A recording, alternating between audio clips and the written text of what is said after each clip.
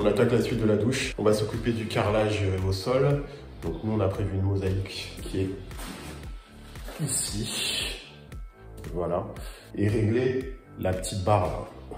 Régler la barre d'évacuation à la même hauteur que le carrelage. Et ensuite faire le calpinage pour pouvoir ensuite coller tout ça. Voilà la barre d'écoulement en question. Il y a la partie en métal là qui va venir s'incruster là dans les rainures. Et pour régler la hauteur, il y a des petits clips comme ça. Tac. Pour régler la barre d'écoulement à la même hauteur que le carrelage que vous aurez choisi, il faut couper des petites sections ici là. Et en fonction, vous avez différentes hauteurs possibles. Mais avant, on va faire un petit coup de clean, gratter, nettoyer et on attaque juste après.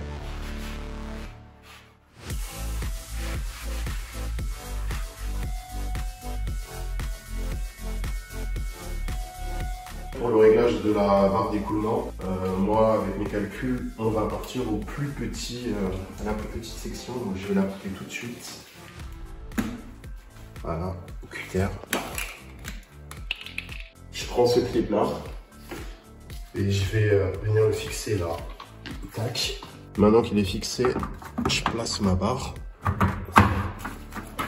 Là normalement j'ai ma hauteur, donc on va calculer. Voilà, il reste environ 1 mm, 1 mm et demi, ce qui correspond pour moi à la colle pour coller le carrelage juste en dessous là. Bon, je vais couper tous les... Il en reste une dizaine à couper, je reprends tout et puis je reprends après.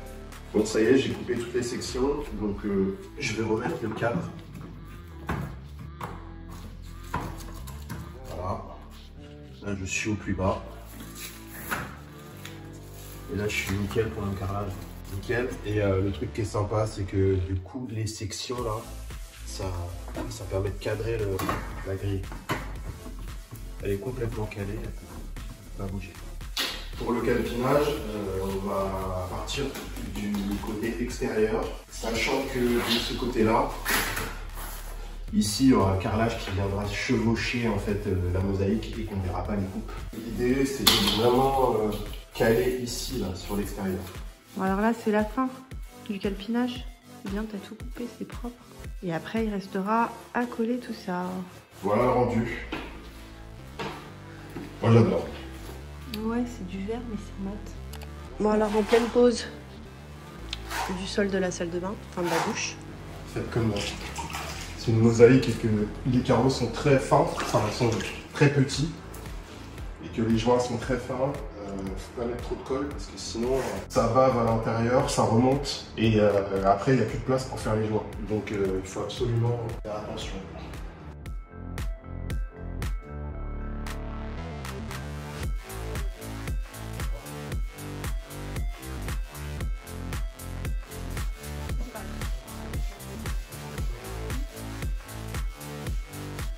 Il est 22 h, ça fait 4 heures qu'on a collé les mosaïques sur le sol de la douche. Et là, je viens frotter avec cette petite brosse là, entre les joints avant que ce soit trop dur, pour enlever toutes les parties de colle et pour pouvoir laisser les interstices pour les futurs joints.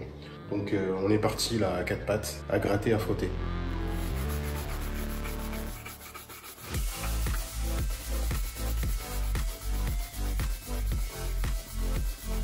Donc la mosaïque, on a appliqué une colle à carrelage et on voit bien au séchage qu'il y a des espèces de taches, il y a des disparités. Il y a des parties plus claires, il y a des parties plus foncées. On ne sait pas si c'est dû à la quantité de produit.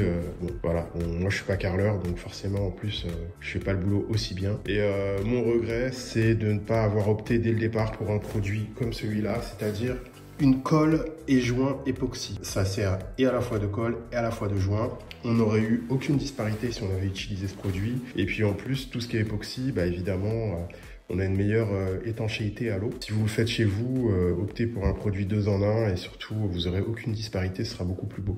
Bon, on est dans la salle de bain, on est parti pour faire la couche de ratissage sur ce mur là-bas. Donc pareil, comme d'habitude, bagarre, rouleau à enduit et lisseuse.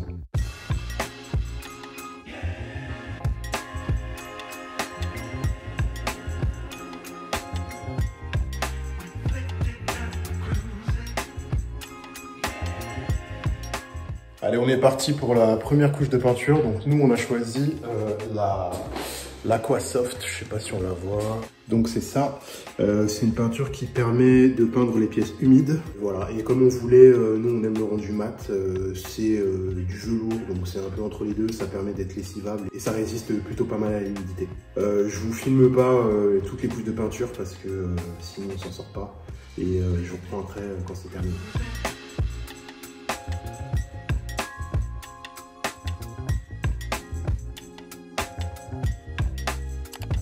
Toujours sur la salle de bain. Alors aujourd'hui on va essayer de poser les joints. Ah mais du coup c'est des joints un peu particuliers parce que c'est des joints époxy. Donc l'idée ça va être de tout nettoyer avant parce qu'on a une particularité sur notre mosaïque, c'est que c'est un espèce de verre poli, donc il y a une transparence. Donc il faut nettoyer toutes les petites impuretés, les saletés qui risquent de se voir avant de passer le joint époxy. C'est parti pour une bonne demi-heure de nettoyage avec l'aspi, de grattage avec le cutter entre les joints. Et une fois que ce sera fait, on calfeutre tout et on fait des joints époxy. Allez, c'est parti!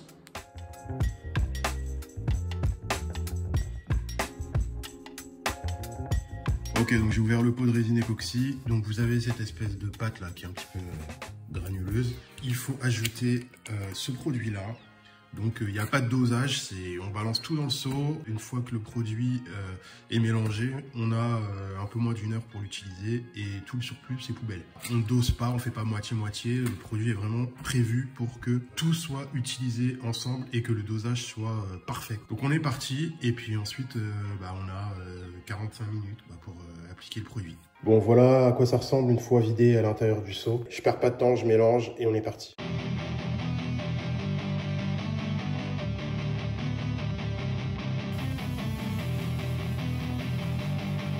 Donc là, Marty a émulsionné. Donc ça, c'est physique, ça donne bien chaud. Le pauvre.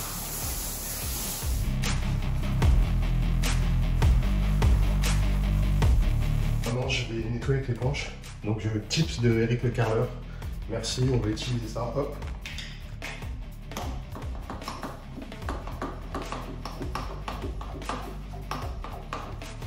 Je modifie légèrement, on y va avec l'éponge.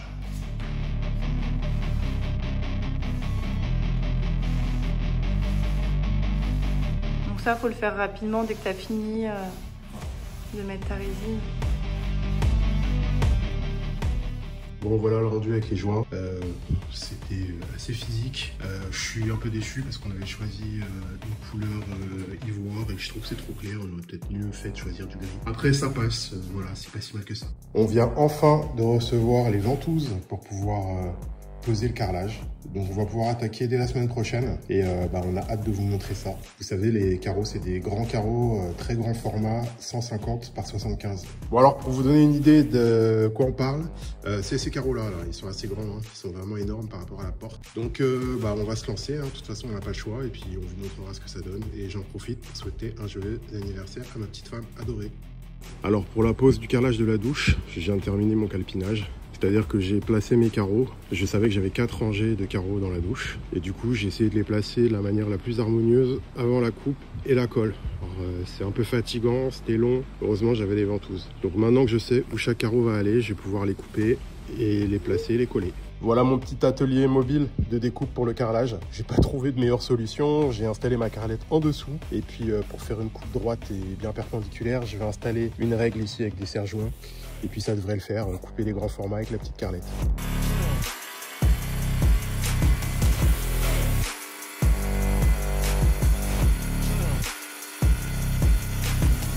Bon, on a testé avec la carrelette et franchement, le résultat est pitoyable.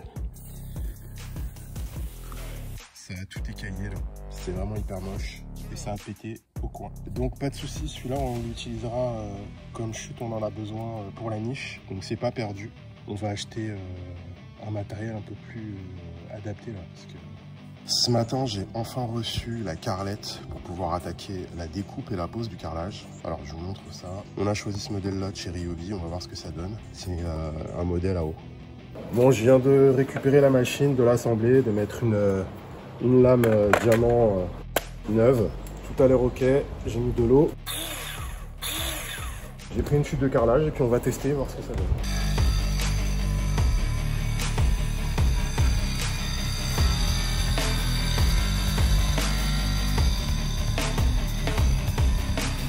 viens de faire 2-3 essais de la carrelette Ryobi là, en off. Et les résultats étaient vraiment merdiques. On voit tous les éclats là, je sais pas si vous voyez. J'ai essayé de dompter un petit peu la bête là pour comprendre comment ça marche.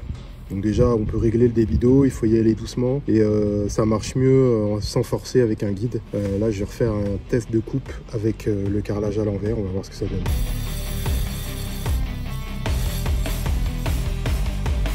Bon alors j'ai essayé avec le carrelage à l'envers et franchement c'est pas top. En coupant à l'endroit c'était vachement mieux. Bon, après plusieurs essais, voilà un peu le résultat. Donc il y a vraiment des micro-éclats qui ressortent d'ailleurs beaucoup plus à la caméra qu'avec mes yeux. Bon, on va dire que c'est acceptable, mais c'est vraiment pas, c'est pas du boulot de professionnel, quoi.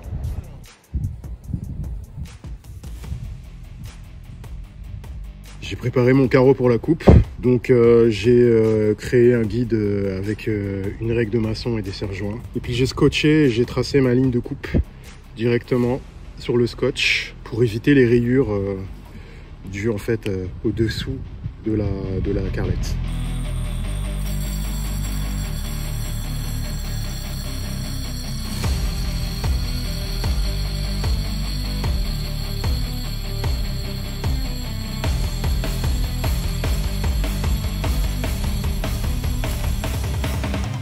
Alors c'est parti pour attaquer la pose du carrelage grand format dans la douche de la salle de bain. L'idée c'est de faire un double encollage parce que c'est du 75 par 150. Donc double encollage ça veut dire qu'on va beurrer le dos du carreau. Voilà, on aura plus d'adhérence. J'ai essayé de trouver des peignes à colle de 12 mm, j'en ai pas trouvé, ils avaient que des demi-lunes. Et du coup c'est pas adapté pour la pose sur les murs. Donc je suis parti sur ce peigne là. Il y avait vraiment que ça, c'était la pénurie. Donc c'est du 10. Pour les croisillons, on part sur du Pavilift. Donc c'est de l'auto-nivelant là, c'est ça. Et puis j'ai aussi des auto-nivelants version Leroy Merlin, donc on verra ce que je prends. C'est des carreaux à bord rectifié, c'est-à-dire que ça a été fait en usine. Je peux faire des joints de 2 mm. Donc du coup, ce qui est prévu, c'est les mini croisillons là de 2 mm pour le dessous, la partie qui va toucher en fait la mosaïque au sol. Pour la colle, on a choisi une colle flex, donc ça veut dire qu'elle résiste dans une certaine mesure au mouvement, aux déformations. Donc c'est une flex C2S de chez Weber. Et pour les finitions, on a choisi des barres, des profilés là, de finition que je vais venir poser ici et de l'autre côté. Évidemment, j'ai pas oublié mon petit coussin pour les genoux, indispensable. Et pour le calage, on va se régler au niveau laser. C'est parti pour la pose du premier rang.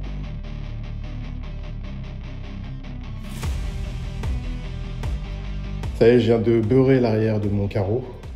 J'ai mis la colle à carrelage sur le mur. Le niveau laser, on voit pas parce qu'il fait trop jour, mais qui me donne l'alignement. Donc j'ai plus qu'à aller chercher les ventouses et du coup ça m'aidera à les manipuler parce qu'ils sont très lourds.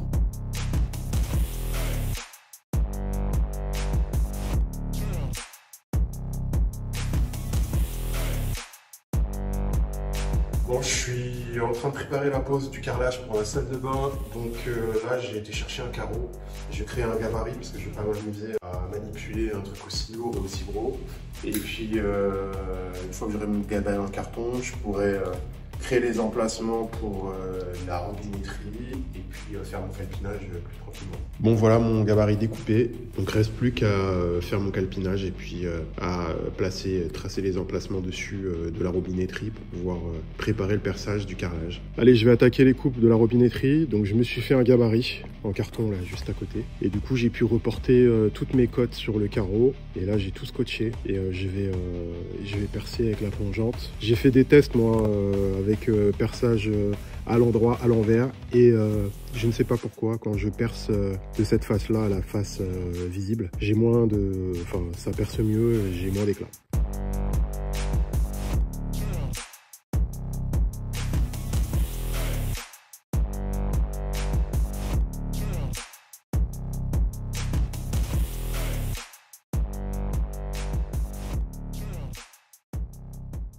Bon, c'est terminé pour le premier trou le plus difficile, le plus gros. J'en ai un peu bavé, mais ça s'est bien passé. Et il me reste les 3 orifices de la robinetterie. Et du coup, je me suis installé directement dans la salle de bain pour pouvoir faire des ajustements. Je vais percer avec un petit trépan diamant monté sur la perceuse. Ça va être plus tranquille. Je vais me poser par terre et puis on va y aller doucement.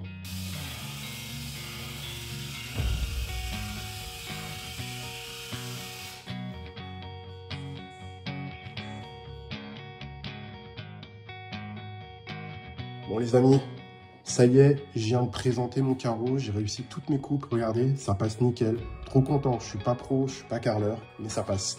Comme quoi, quand on a un peu de volonté et de persévérance, on y arrive.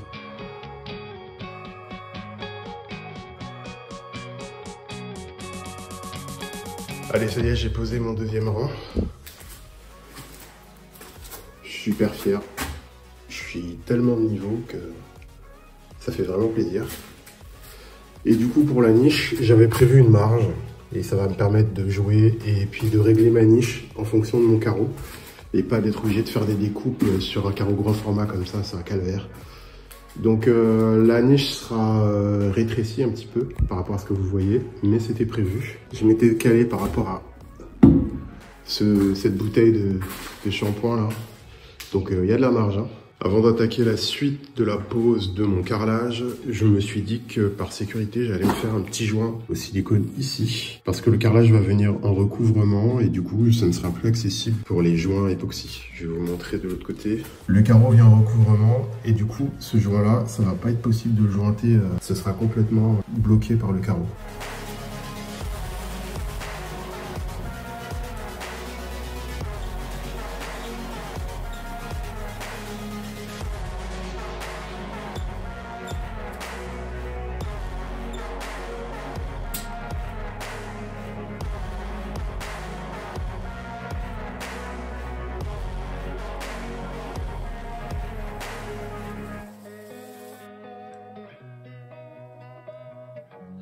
Voilà, c'est juste une petite protection supplémentaire.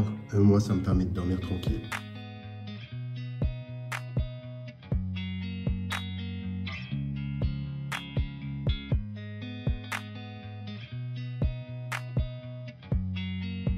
Bon, je viens de poser le carreau latéral et avec le surplus de colle qui est là, je vais mettre à niveau la niche pour arriver au niveau de mon carreau, juste là.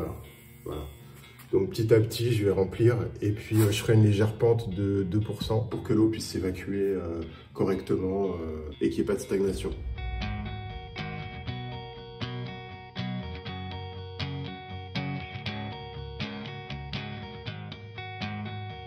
C'est des croisillons auto-nivelants. Donc on les clipse directement, hop. Et après, il n'y a plus qu'à visser. Ça fait pression sur les deux carreaux en même temps. Je ne sais pas si on voit là. Mais le carreau il est en train de se régler là, tout seul, se mettre au même niveau que celui que j'avais posé précédemment. Et du coup on a un truc parfaitement de niveau.